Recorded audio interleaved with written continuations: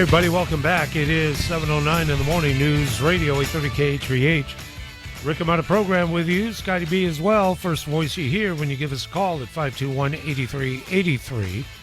And during this hour, I hope that you will, because you have all access to the SHOPO Hour, which kicks in, and I am delighted that we have this time together. And once again, with Bobby, Steve, and Mark, it is the SHOPO Hour focusing on all things regarding SHOPO, HPD, and the service provided by our men and women that are protecting us. Bobby, good morning. Welcome back. Good to see you. Good morning, Rick. Thanks again for having us. Good to see you again. How about a brief intro once again? It's our second show, but if someone's joining us for the first time. Yeah, so Bobby Cavaco, president of SHOPO, been in the union for 20 years. Got elected in this position on January 1st of this year. I'm a lieutenant assigned to the traffic division with HPD for the night watch, and I oversee the vehicle homicide section and our night enforcement DUI team. Gotcha. Thanks for that. Thanks, Bobby. Brother Steve, would you please? Sure. Morning, Rick. Happy and grateful to be here with you. Steve Keogh, I'm currently serving on the state board as the treasurer. My day job is to work for HPD as a patrol sergeant right here in urban Honolulu, and I've been doing that now for about 3 years. Downtown, I mean, right in the heart of what we talk about. Yeah, right out of the main station. District 1 urban Honolulu is Chinatown, the Mountain, Kaka'ako, Ala Moana. I work the afternoon evening shift. Yep. I remember you walked us through a little bit last week of what a day in the life was, and I've received a lot of comments of folks being grateful for that, because we have no idea. And I think that's a good way to preface why we are getting together, because education is paramount. It's really at the top of the list, yes? Yeah, I agree with you. And also we welcome in my much younger brother. He is a taller, more slender, but I have more hair. Ladies and gentlemen, it's Mark Criccio. Morning, Rick. Morning, brother. Morning, Bobby. Morning, Steve. Morning. Quick rundown once again. For me? Okay. Yeah. I had 31 and a half years in the police department. I retired as a major. My last command was Waikiki. I worked District 1 where Steve's working. I worked District 6 where it's Waikiki as a foot and a sergeant. And I worked East Honolulu, District 7. And I was a detective for a year up in CID, financial fraud, and then I did some weekend lockups. And I was up in the chief's office for a year. That was a little bit of a perspective, and we'll get into that in the show. But I'm happily retired. Happily? Happily, very happily retired. And then, so let me give you some disclosure on that. The department is really good to me, and it's an awesome, awesome job. It was just time for me to retire. I didn't leave because I got to get out of here and the department's this, department's that. No. Yeah. It was good to me. It was a great career and awesome job. Right. Love that. Thanks for that. Thank you, Mark. Bobby, I'm turning to you real quick. I mentioned education from my perspective is what we're thirsting for. What is the objective of this program every week? Well, the objective of this program is to basically touch bases with the community and educate them about our members of the union, who are the police officers across this state, from the Big Island all the way to Kauai, and what they do on a daily basis for our community. And I think when you take a look at a lot of the events that have occurred within the last 3 years or so, 3 or 4 years, you've really seen the pendulum swung the other way as far as how our law enforcement officers are viewed by the public. So us as a union would really like to get out, in the media and social media to display our narrative, of the positive things that our officers do on a daily basis. We're going to actually dedicate some time toward the end of the program for those underreported stories that we should know about. Steve, how do we connect with SHOPO? How do we do so online? What do you recommend? Sure. So we're on all the social media platforms. We're on Facebook, Twitter, and Instagram. And we're really happy, Rick, to be on your show.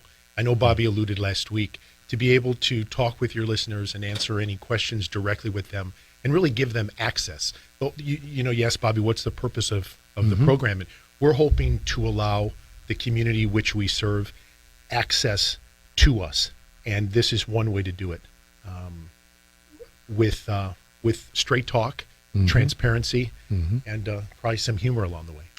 And a good combination. Yeah. That's a great combination. As a matter of fact, gentlemen, headphones, please. We're going to start taking calls now at 521-8383. If you'd like to be a part of the program, as Steve mentioned, it is about access and it is about having a conversation. We turn to Honolulu. That's where Richard joins us. Richard, you're on News Radio 830 KHVH, the SHOPO Hour. Good morning. Rick, thanks for taking my call. Officers, thank you for your service. I'd like to express my opinion as to why there's a recruiting problem lately with many police departments.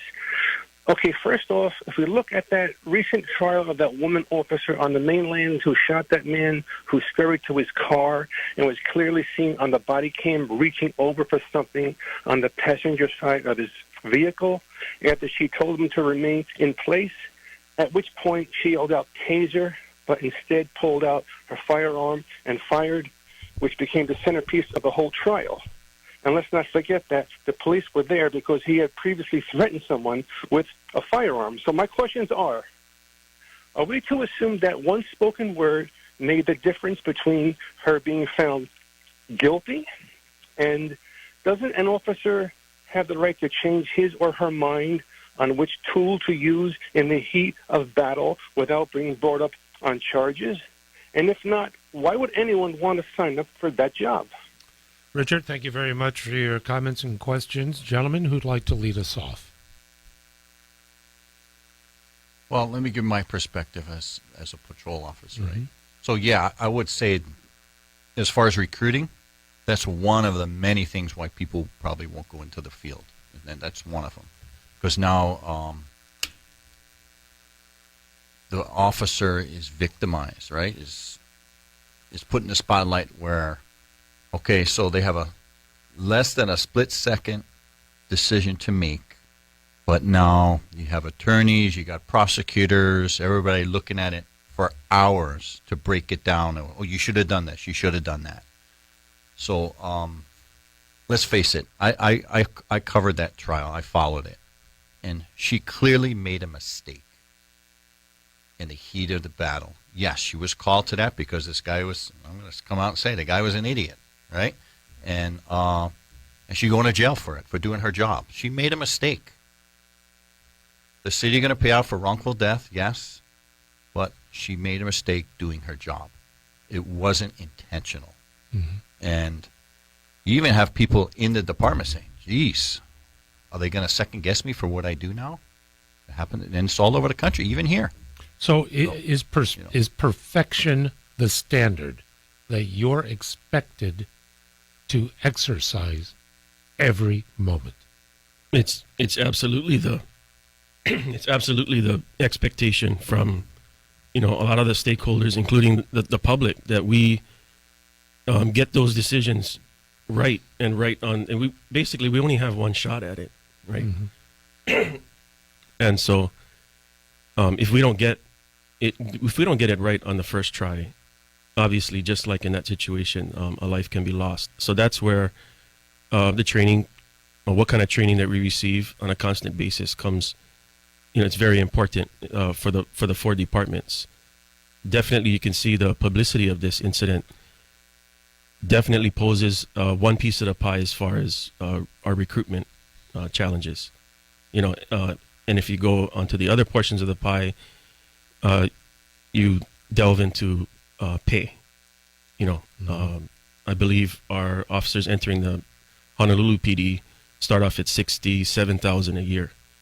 Which is it's low income. Correct. Yeah. Yes, it is. So we have pay. You mentioned benefits last week, Mark. How some of those you were earning, and then those were taken. So you combine that, the publicity, the perfection. So what would you say to encourage folks to become a Honolulu Police Department officer or Neighbor Island officer? Steve? Sure. Appreciate the caller calling in. I think he's the first caller of our show, so thank him for that, reaching out. I think if you decide to get a career in law enforcement, specifically as police, right, you have to accept that there's going to be a tremendous amount of responsibility and scrutiny when you do your job. Mark alluded that officer, she made a mistake. And that mistake, I'm sure she regrets it tremendously, and there's consequences for her actions. There's one thing in our line of work, when it comes to use of force, we have to get it right. She used too much force for the situation, and tragically, somebody lost their life. And the consequences for her now, she's going to lose her liberty and freedom. I think she got manslaughter.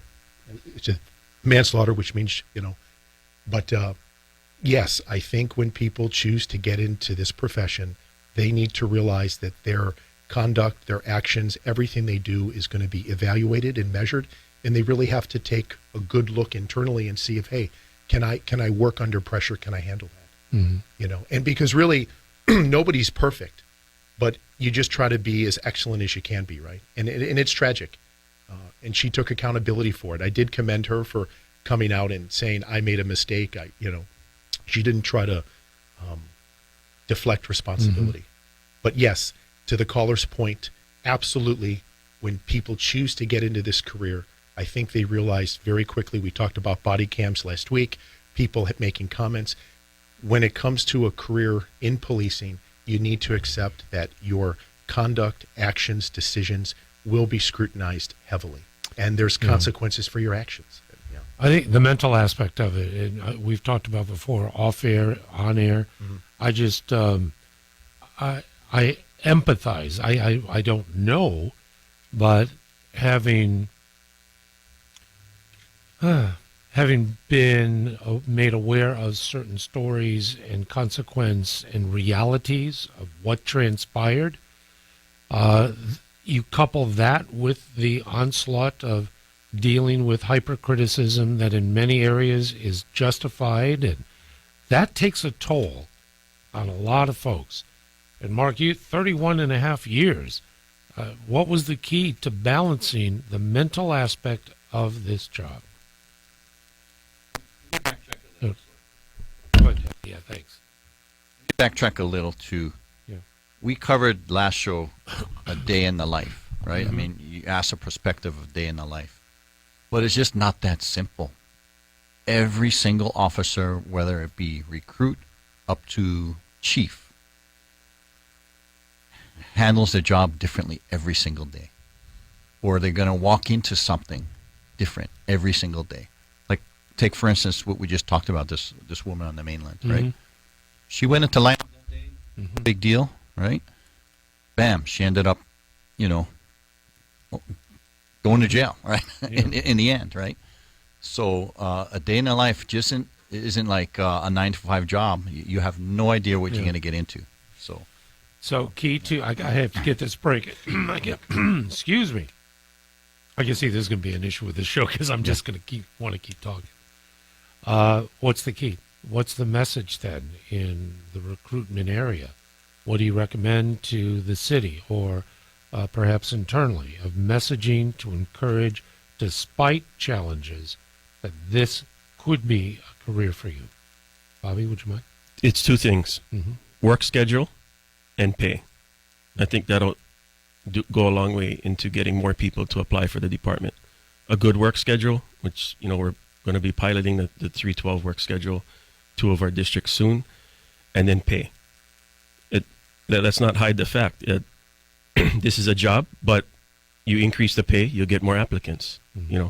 Pay our officers, for what we're worth of providing the service to the community. Gotcha. We're going to cover some of the news of the day when we come back. Not only that, we'll take your telephone calls, 521-8383. It is the SHOPO Hour, 1 hour of conversation with our good friends from SHOPO, including Bobby and Steve and retired HPD Officer Mark. We want you to be a part of the program. Give us a call, just like John, who joins us out at Laliha. John, thank you for your call, and you're on the SHOPO Hour. Good morning. Hi, good morning. My question may be a minor thing, but I think it should be brought to attention. When the police make a non-violent stop or non-emergency stop, a lot of times I see they park their car crooked when they can park it straight. Is it possible they can park it straight? I know when it's really emergency, they have to rush, but if it's a non-emergency or a non-violent stop, they should park their car straight because, they make a traffic hazard. Okay. Thank you for the question, John. Appreciate it. Gentlemen? Sure, I can field that one. Thanks for your call, sir.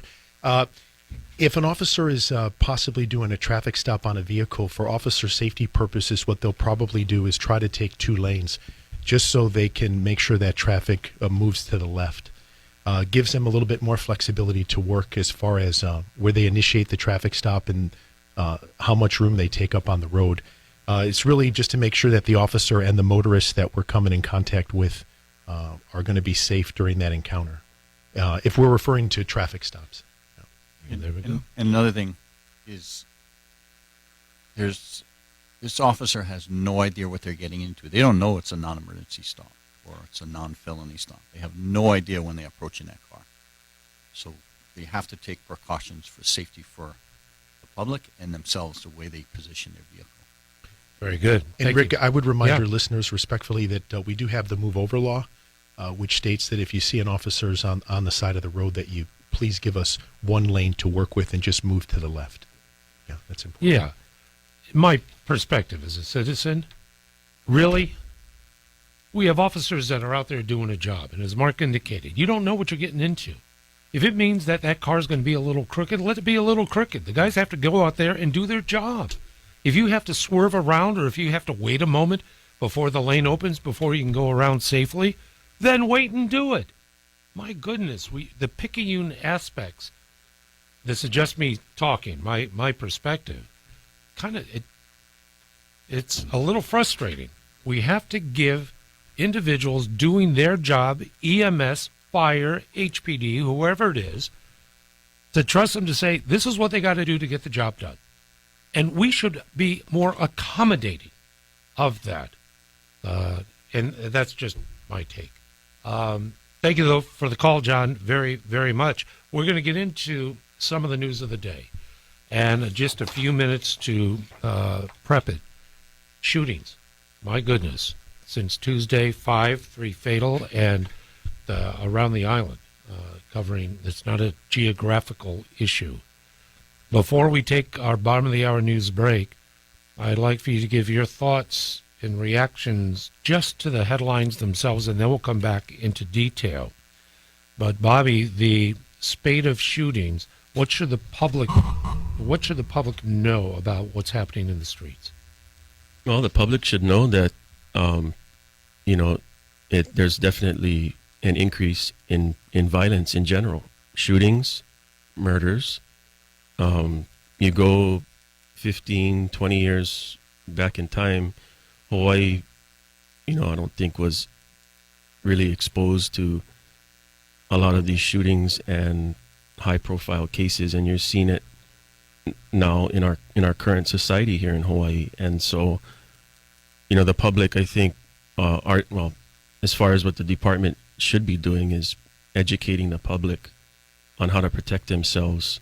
Because of course the police can't be everywhere at all times. So I think we need to get out there and educate them on certain things that they can do when they're just out in general, to protect themselves. But I think it leads all back to the position that our department is in as far as staffing and the number of officers that we have that's visible out in the public. Right. So we need more cops in the street to be more visible. Got it. Steve? I think it reinforces the fact that you want to have a really strong relationship between the police department and the community. I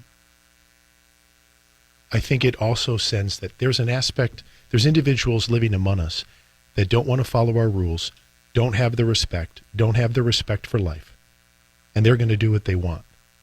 And it's important that the community knows that HPD and the officers that come to work every day are going to do the best they can to keep the community safe. Mm-hmm. Yeah. And staffing's important. You need the police presence. But in times like this, good people that care about the community need to realize that there are certain dangers out there. We're still a safe big city, but crime happens. And you don't want to bury your head in the sand about it. Like Bobby alluded to, you want to make smart choices.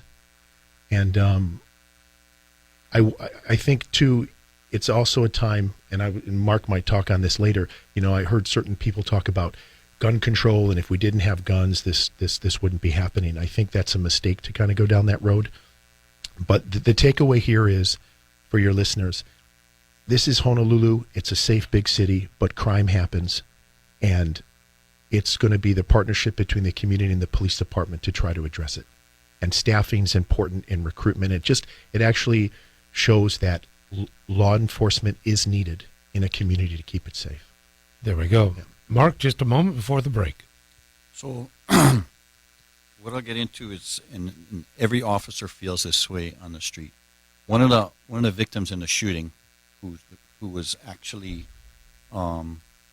started the whole thing, was sentenced to 20 years in prison for manslaughter in 2013, but yet he went to a scene with a gun, right?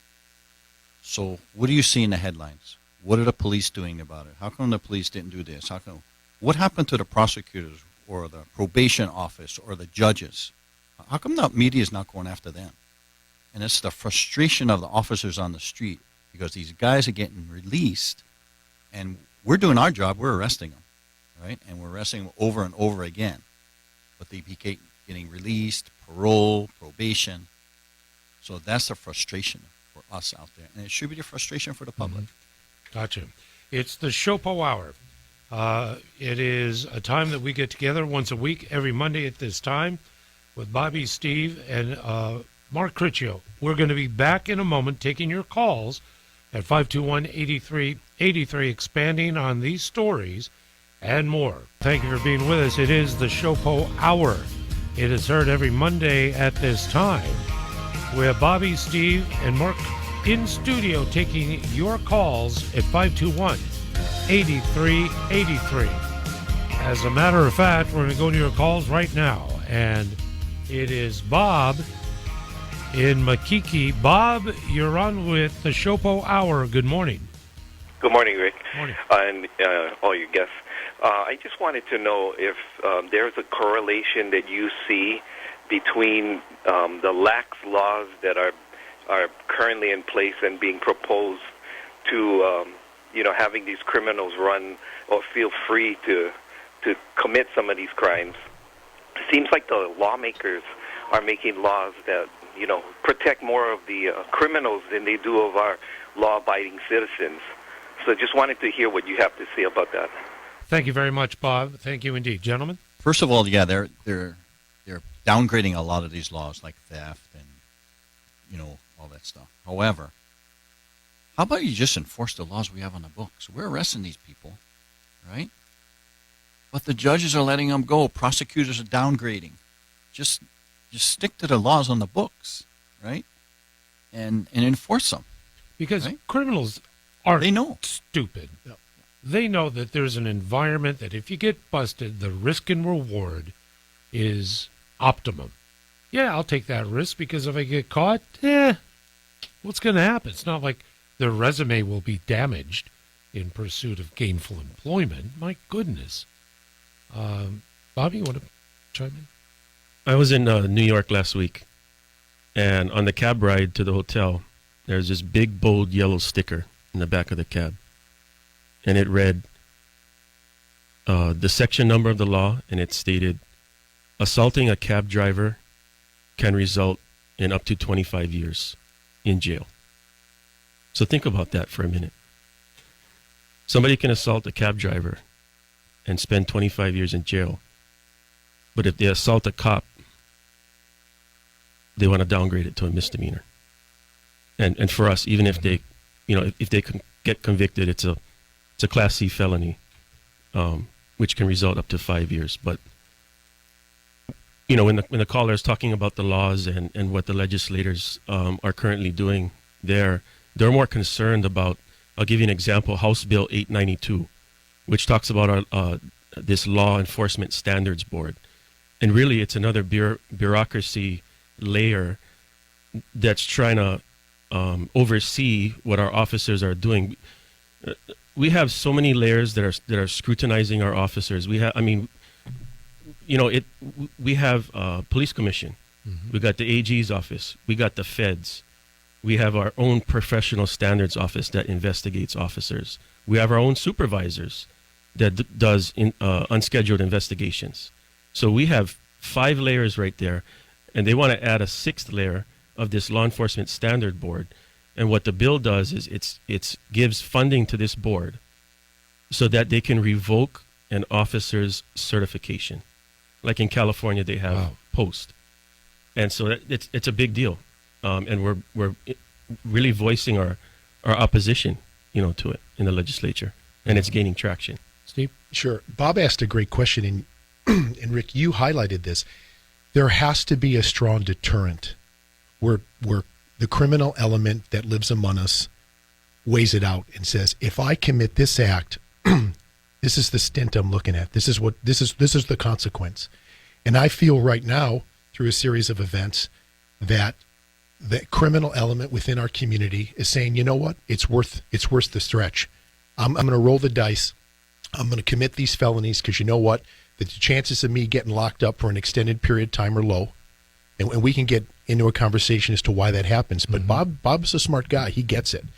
The community is going to need to make a decision. Our community here in Honolulu and statewide is going to need to really, as a community, demand from our elected leaders, judges, the prosecutor's office, are we going to get serious about crime? Now, I don't mean to be uncompassionate and saying we lock people up and throw away the key, but there has to be a deterrent for bad behavior, to keep it as simple as possible. There has to be a consequence. Amen. And I think you're seeing the results of there's a lack of consequences right now, as Mark alluded to. Serious crimes are committed, and for whatever reason, they're not prosecuted as such. It's brought down a couple levels. Again, there's always a backstory to each thing, but the community needs to demand that there'll be consequences for this type of criminal activity. We've had glimmers, though, and I'm going to go to a call here in a moment, where 3 strikes was an official legal statutory element. Mandatory minimums, we've gone through that. However, it doesn't seem to stick. Is that because of the change in the political structure with either negating, reforming, even eliminating laws of that nature that would give more strident measure? Let me allude to the legislatures and the laws that they go through. Mm-hmm. So as a captain and a major, I had to monitor bills. I had to go listen to the readings and all that. But none of these bills or none of these laws they're trying to pass, they don't consult with the police department. They don't consult with us and say, hey, how will this work? Is it feasible? Do we need to change anything? And let me tell you, some of the stuff that they put on paper that they're trying to pass is really asinine. It's terrible. And yeah, a lot of it doesn't get through, but some does, and we have to deal with this. There we go. Let's go back to the calls. Thanks, gentlemen. And it is already 7:44 in the morning. We're going to go to Pearl City, then here to Waikiki. But first, it is Ben in Pearl City.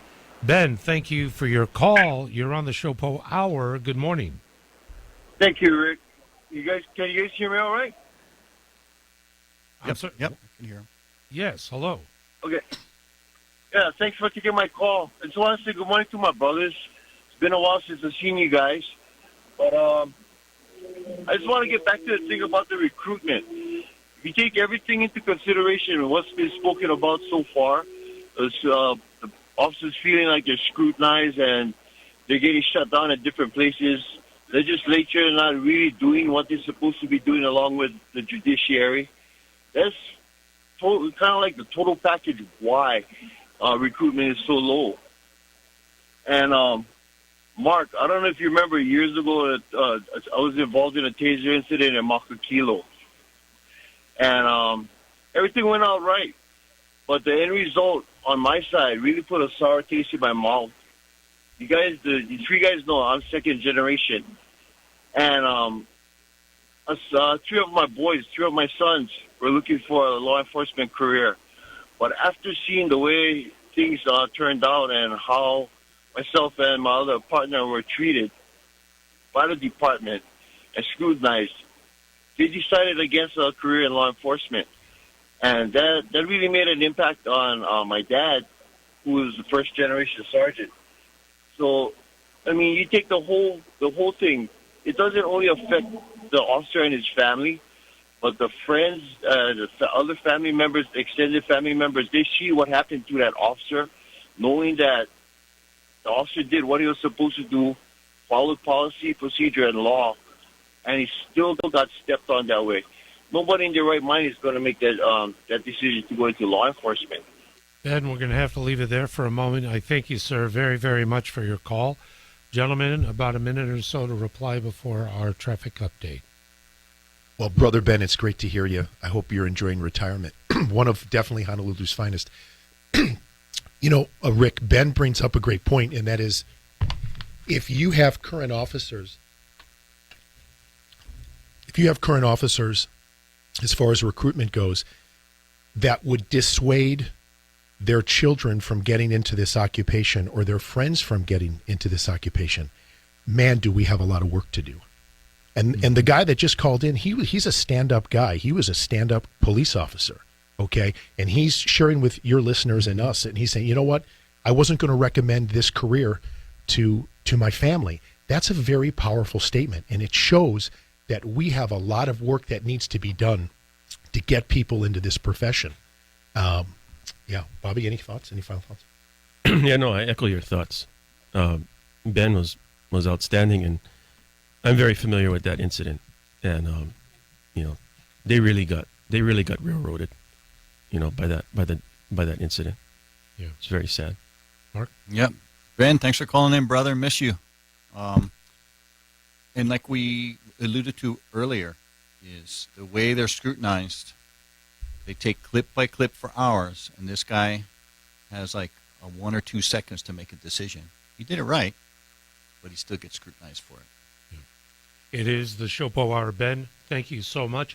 Telephone calls coming up. It is the SHOPO Hour. News Radio, 830 KHVH. Rick Hamada with you. Scotty B taking your calls at 521-8383. Back to your calls after this. It is the SHOPO Hour on News Radio, 830 KHVH. Telephone calls continue. Dave and then Stephen. And once again, Dave in Waikiki, your question, please, for the boys from SHOPO. Yes, sir. I have a son who's always wanted to be a police officer. He's currently a sergeant on a large security force. He applied about a year ago, but failed the sit-up test by a couple of sit-ups. But once you're in the police force, it seems like that sit-up requirement goes out the window. So what's the point of even doing it if you're allowed to get out of shape, overweight, once you're on the force? All right. Got the question, Dave. Thank you very much for that. Gentlemen, who would like to field? Let's put it this way. So, recruit school. Mm-hmm. Prior to coming in, you should be in shape. Right? So, you have to have a certain discipline to be in there. So, I'm going to tell you, when I came through, half the class didn't make it. Right? But, they took the cream of the crop, right? And you know your requirements prior to coming in. So if you know you want to do this job, it's on the website what you need to do. Get yourself in shape, right? Because there's so much stresses just in recruit school. The physical part's nothing compared to the academics and the other tactics that you're involved in. So, number one, recruit school, it's a discipline. And yes, when you come in, you're not required to do. We do have annual recall training, right? However, we do, if you are out of shape, and we go to city doctors every year, and you're not in shape, they will suspend you if you do have some medical problems. Okay. So yeah. I guess the union could allude more on that. I would just say to the caller that called in, tell your son to try again. Tell him not to give up. If he missed that minimum physical fitness standard on the sit-ups, tell them not to give up. Tell them to work a little bit harder, don't get discouraged, and apply again. There's actually numerous good police officers that work on this department that didn't make it the first time. They took that adversity, they regrouped, and they came back in, they got it done, and they're with us today. So I would say to your boy, tell him to go ahead, tweak his fitness a little bit, and try again. As far as police fitness on the job, here's the thing, Gain. I think that personal fitness and health is everybody's individual choice, but to Mark's point, we have to go to a city, county doctor, get a clean bill of health. Obviously, you're going to see some cops out there. Some guys are in top shape. Some guys maybe need a little bit of work. But as a union, we're actually going to try to implement some our members to have opportunities where they can continue to get that guidance and to stay in top shape. Because obviously, as we age in this police profession, your body is a tool that you need. You don't want to blow out your back, your knees, or your shoulder. So controlling your weight, keeping up with your fitness, that's important to have a successful and healthy career. Thank you very much for the call, and we continue. Final call for the segment of the SHOPO Hour goes to Stephen in Aiea. Stephen, thank you for the call. Good morning to you. Good morning, gentlemen. Morning.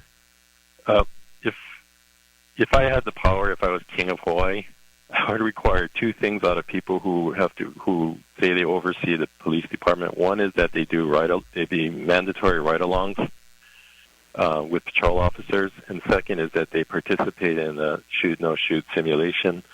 Of course, that's pie in the sky, I realize, but I think legislators, council people, police commission, and prosecutor office personnel should all be required to do this. I'll take your answer off there. I know it's a pie in the sky thing, but if you can think of anybody else who should do it, that'd be interesting to hear. Thanks. Thank you very much for the call. And gentlemen, I love this call. Mark, would you like to start? Actually, yeah, thanks for calling in for that. It's not a pie in the sky, requirement. I mean, it should be done. It's so easy to do. There's no reason why all these people that make decisions for the police department can't do a shoot, no shoot. Easy to go down to the academy and do it. And also, what's it going to take you to do a ride along? And like I mentioned with the police commission last week, they should be, if you're going to make big decisions like that and impact the police department, you should be going through our Citizen Police Academy. So it's not a pie in the sky. It should be done. Could that be a mandate or a condition upon service that if you are considered, then you must, in order to become a sitting commissioner? To me, it should be, but I don't know if they have to change the city charter. I mean, I'm not sure about, but it should be. Okay. Well, the department's administration should be taking the stance, as we've tried to tell them in the past, to bring these stakeholders down to that simulator down at the academy and have them go through that. Chief Ballard was the one that secured the funding to get that simulator down there. It's a state of the art tool. I've gone through it, and we go through it through ART every year. That I guarantee you that will humble a lot of people. It'll humble them because it's not just easy to just throw on a gun belt and then go into a situation and then be reactive to the situation and then justify why you did what you did. If the public doesn't know, there's a use of force continuum that we have to follow. Remember now, the criminals have no rules. That's They have no policies, no rules to follow. We have to follow policies, procedures, use of force continuum. We have to de-escalate. That's a word that always is, thrown at us. So we go up, we got to come down. Maybe we come down, we got to go up. So every use of force action we have to justify. And that's just one thing that we can do for those that make those important decisions to kind of humble them. We have just a couple of moments left. I'd like to turn it over to the gentleman. What is an example of an underreported story, a story that reflects the reality of service and perhaps we'll never know about because it's not media, it's not in any other outlet? If there is one example in the moment that we have together, can you share one with us, whatever that might be? Well, there's thousands that the public don't see, what these men and women are doing out there. Just from helping out an elderly person walking across the street, to changing flat tires, to going to a call at someone's house and helping them. It's just countless the service that these men and women are doing that that you won't see in the papers. Well, we have more programs coming, because that's one side that I'm hopeful we'll be able to expand upon. Because of what we're treated to, that's the only real line of information. And I love the stories. Helping and being of service. And it happens, as you said, Mark, all the time. And one other thing, Rick, the men and women, they don't want the glory. They don't want it to be, they do it because it's in their heart to help the community. But it's in ours too, that we want to support. We want to, and it helps us. I know it helps me to understand. And I'm going to go do that shoot. I want to go down with you boys, because you're right. We have no idea. We need the perspective. Before we go, oh my goodness, 10 seconds, 20 seconds. Where do we connect with SHOPO? Online, phone, best? Online, our social media platforms, and call the office, and we'll return your call if you want to connect. It's that simple. Want to thank the SHOPO Hour, and we'll do it again next week.